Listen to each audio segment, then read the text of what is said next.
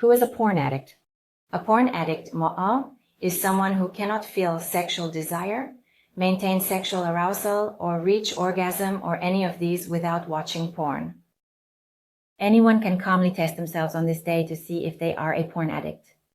And if you realize that you are one, that is the first step towards a complete life, the key to which is in this book.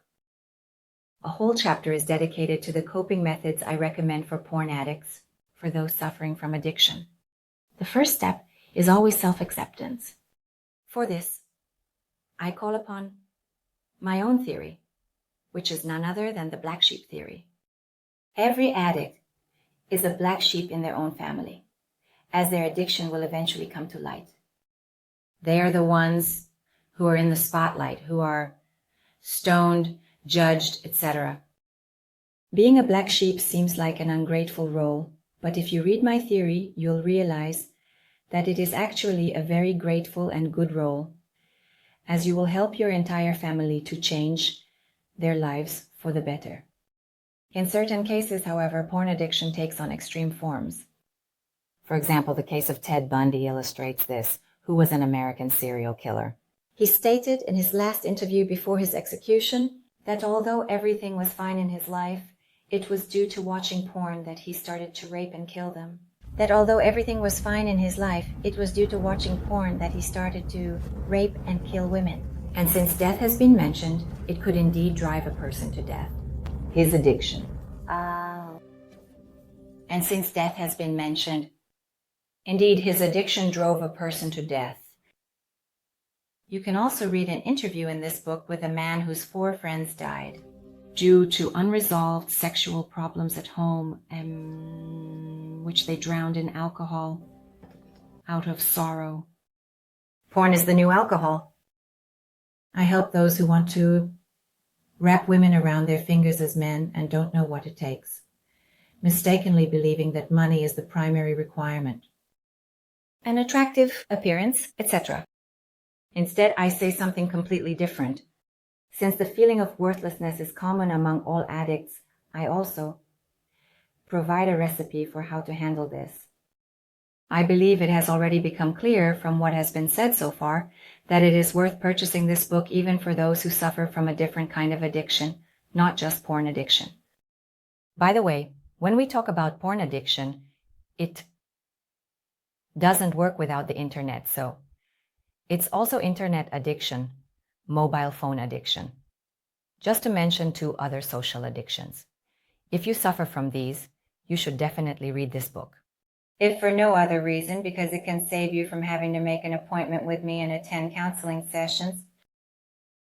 Today, both in Hungary and around the world, there are relatively few professionals who treat porn addiction. The reason for this is that it is a relatively new problem, and there is not yet an established education or methodology for it. This could also serve as a methodology. On the other hand, the few sexologists who competently deal with it are likely overburdened, at least in my case. There's a waiting list of several months, but if you read this, you are already doing a lot in order to help yourself. Give yourself this book or send it to someone who might need it. This is my second book, which contains 35 plus 27 penis stimulation techniques.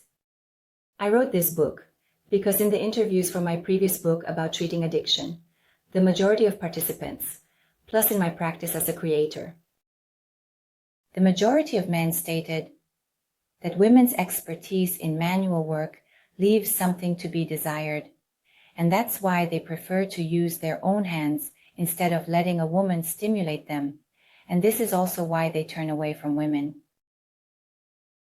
So this is a process that can be reversed if a woman learns how to stimulate a penis, and what additional techniques can be employed for this purpose. If you are a man, gift this to your partner, and if you are a woman, buy it for yourself or for your friend. Would you have thought that your partner's porn addiction might have saved your relationship? Indeed, it can be like that. The man, instead of cheating because he finds the quality or quantity of sex at home insufficient, rather the man, of course, this doesn't mean that it's a positive trend, as it has very serious consequences. But still, it must be acknowledged that often the motivation is not malicious explicitly. The process is as follows. The man is somehow dissatisfied with the sexual life at home. So, instead of making demands, he turns to porn. As a result, he no longer needs a real sexual life, and then the woman starts to miss the idea of making love. If this drags on for a long time, or for any other reason, the woman at home doesn't find joy, then the woman cannot process it. It's much harder for a woman. Sexual neglect than for a man. I know this is surprising, and perhaps many would believe the opposite, but it's not the case, and I can elaborate on this in the book. What is the consequence of a woman's sexual neglect? I know, this too. But among the psychological causes of cervical cancer, I found this. Not in just one case. Have you been suffering from cervical cancer for years, or a similarly severe gynecological disease? Or do you know someone who has to struggle with this and still hasn't recovered? You need to think about what the psychological background of this could be. Because like most diseases, this one also has a background. This is sexual neglect. Very few people know this. So this serious illness is particularly characteristic of women who are in a relationship, but for some reason do not receive sex. The reason for this could be the man's pornography addiction. Share this video with everyone who might be affected by this, including yourself and friends. Despite the fact that pornography addiction is a relatively new phenomenon, I have been dealing with its treatment for many years, and I will also present my successful cases. Of course, it's not possible to showcase all of them, but certain, and I grouped them based on typical characteristics, highlighting one person from each group. There are those who are characterized by BDSM addiction. These are the people for whom traditional sex no longer provides satisfaction, and therefore, they spice it up in different ways. I will introduce a sex-addicted, sex-obsessed man. Porn addiction and sex addiction are not the same. One is a subcategory of the other, but their characteristics are completely different. I will also introduce a virgin man who represents quite a large group. Since many men do not start a relationship because they have already linked their sexual experiences with pornography, and they wouldn't be able to replicate this in real life. As I present these cases, you can gain insight into how I work with what methods. So there is also a methodological section that is also worth reading for helping professionals in our analysis. Because porn addiction is completely my shit, and there is no way out of it yet. Education. The unsuccessful cases are also discussed, and there are quite a few. I present who are those for whom it is difficult or almost impossible to change, and who are those who do not need to change, because it is better for them if they remain porn addicts. Primarily, there will be talk about misogyny, which is also a common cause, becoming a porn addict or becoming misogynistic after first becoming a porn addict and experiencing that in real life, women do not behave like in the fairy tale called porn. Finally, I will share 4 pieces of feedback from men of different ages who send messages to the readers and to the detailed beginning about its impact. As a parent, it can be difficult to imagine that a child is watching porn or is already addicted to it, yet in many cases, this is indeed the situation. This was revealed in my research, and many have reported in my practice that they started watching porn at an average age of 10-11 years. Therefore, it is the responsibility of every parent to address this topic and not sweep it under the rug. In my book, I dedicate a separate chapter to parents describing the impact of porn on boys and the impact on girls as it affects them in completely different ways. It ruins the children's future sexual life and I can put sexual in parentheses here, because not only their sexual life is ruined, but as a consequence, it has an extremely negative impact on their entire life. That's exactly why I have many clients who are only 21, 22 years old and already have serious issues in their lives. Thanks to porn? In the research, 30, 40, 50-year-old men are the ones who participated mainly, and if they stated that they got hooked on porn at the age of 11, and that was back in the day. So now in our current lives, when every child is staring at a mobile phone, I wonder how much the starting age limit might have decreased. Order my book if you are a parent yourself, or if you know a parent whose child is just starting to become a teenager. I started dealing with porn addiction because I noticed that in my sexology practice, the proportion of people struggling with this issue was overrepresented, and I began to wonder why so many people with porn addiction were coming to me. After a while, it became I initiated a measurable qualitative research to study porn addiction. And I also write about this in my book. I asked 69 questions to each participant, but this was not a questionnaire. It was an open-ended response option, which meant that everyone could fully express their own thoughts without any formal or content restrictions. This significantly slowed down and complicated the analysis of the entire research. In fact, this book has been in the making for 2 years, and even so, I could only incorporate a few questions from the research. The book. Which questions were these? What answers does the reader get? Why did you start watching porn? Why do you still watch it today? What do you owe to porn? What are its beauties? Why is this important? Every addiction starts as something very beautiful, desirable, and pleasant in a person's life.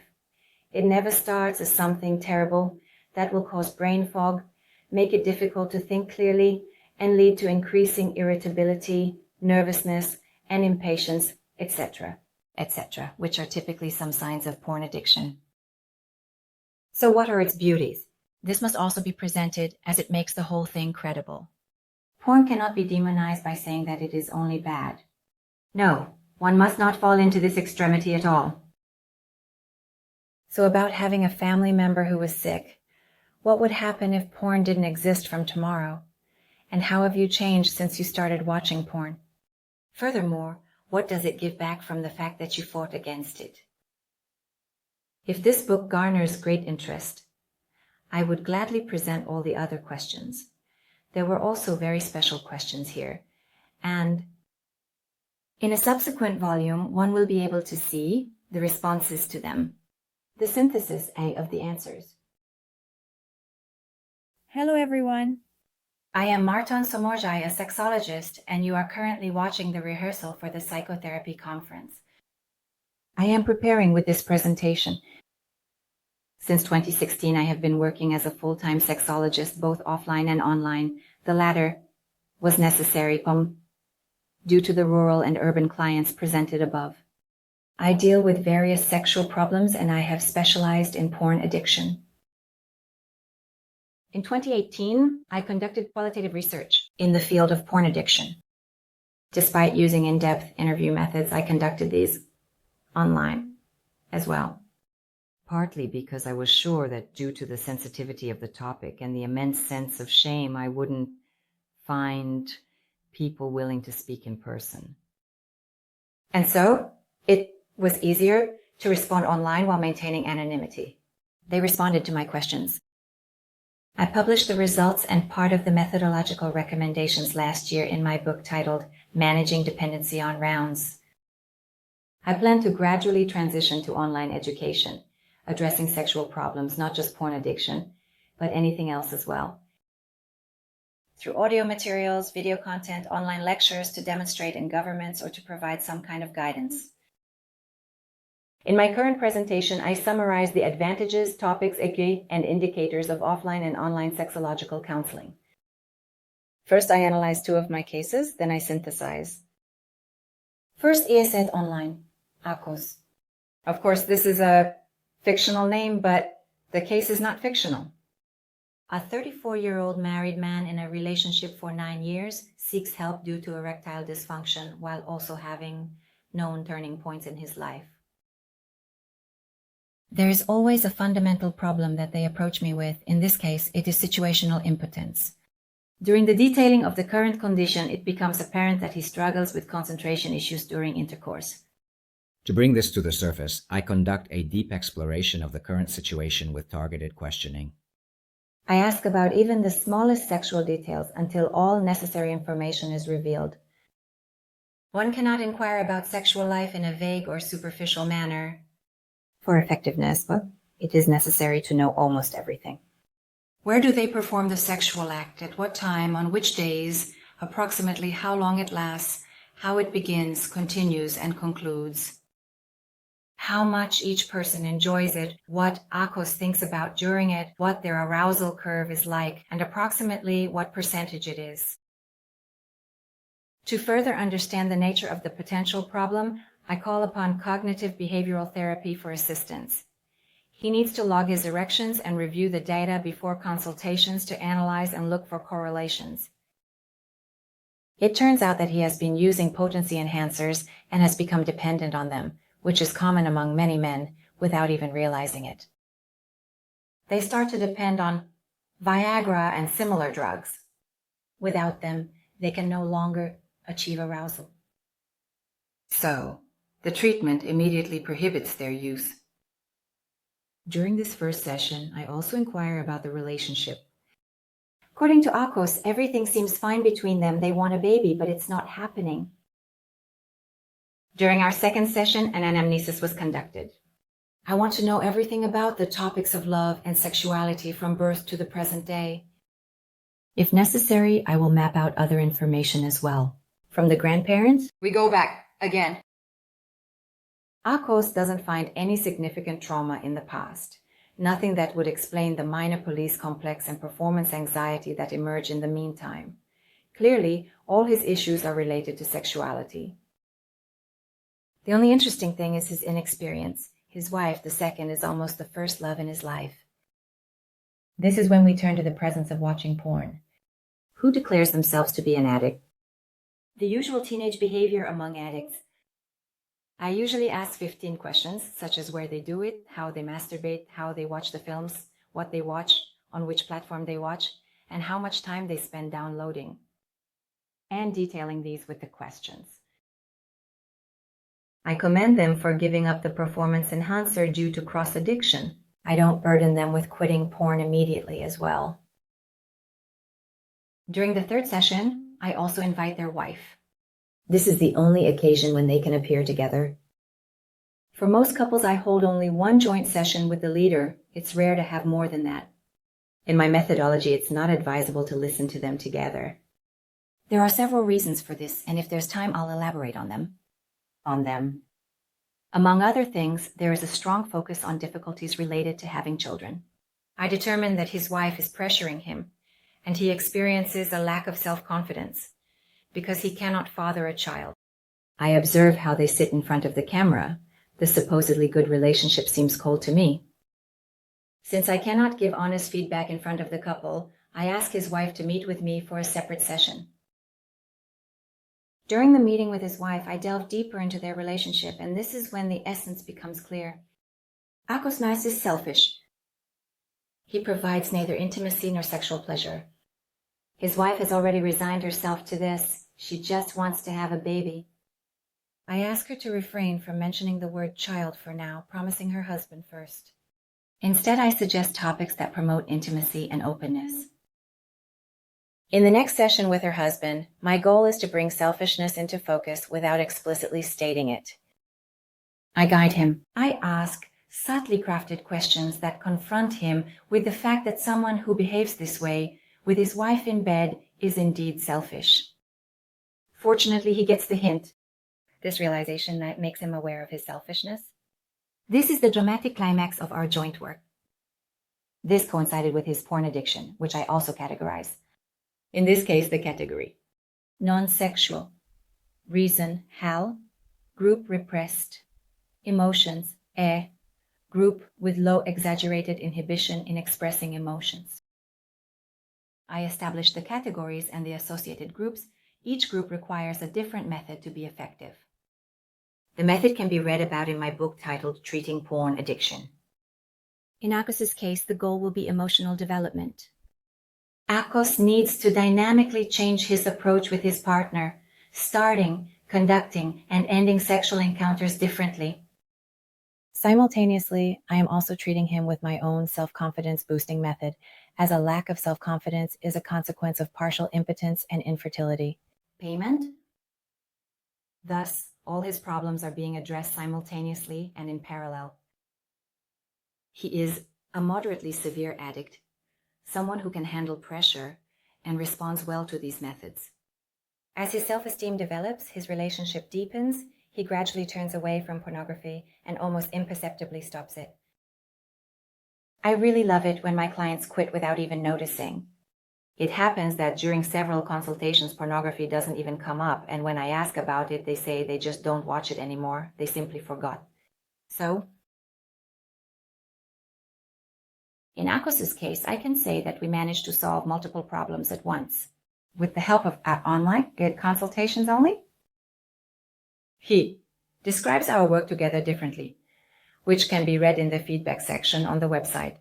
For the 34-year-old man. My second case, Lajos, 5 offline sessions.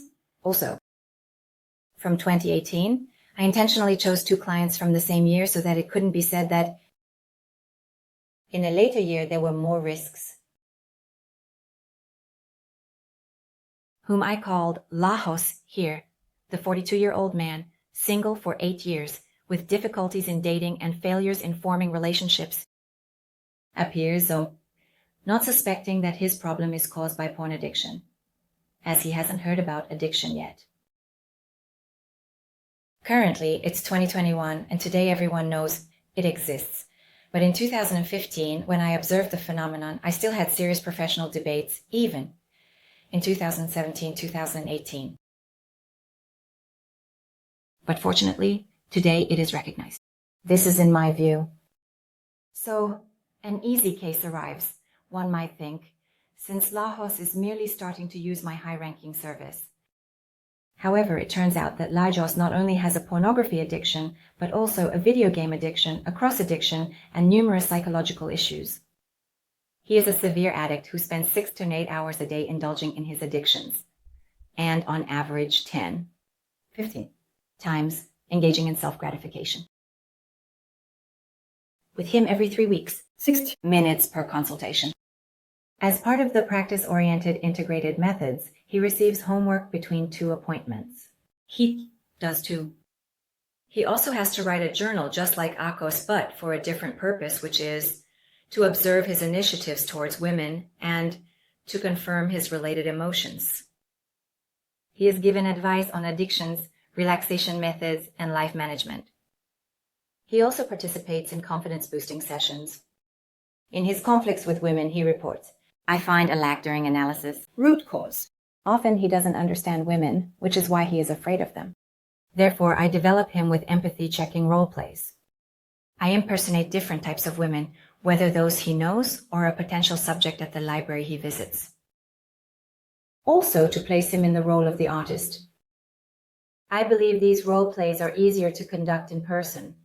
Online, it might not have been as easy to interpret everything, gestures and facial expressions, but I don't know what would have happened if. Simultaneously, sex education, enlightenment about how relationships work. He asks a lot of questions as if he weren't an adult with 2 degrees, speaking 2 languages at an advanced level, but rather from a sexual perspective, a young adolescent. He started from a very, very low point, but achieved dazzling success, which is also due to the fact that he constantly took notes and kept track of everything. He completed all his homework precisely.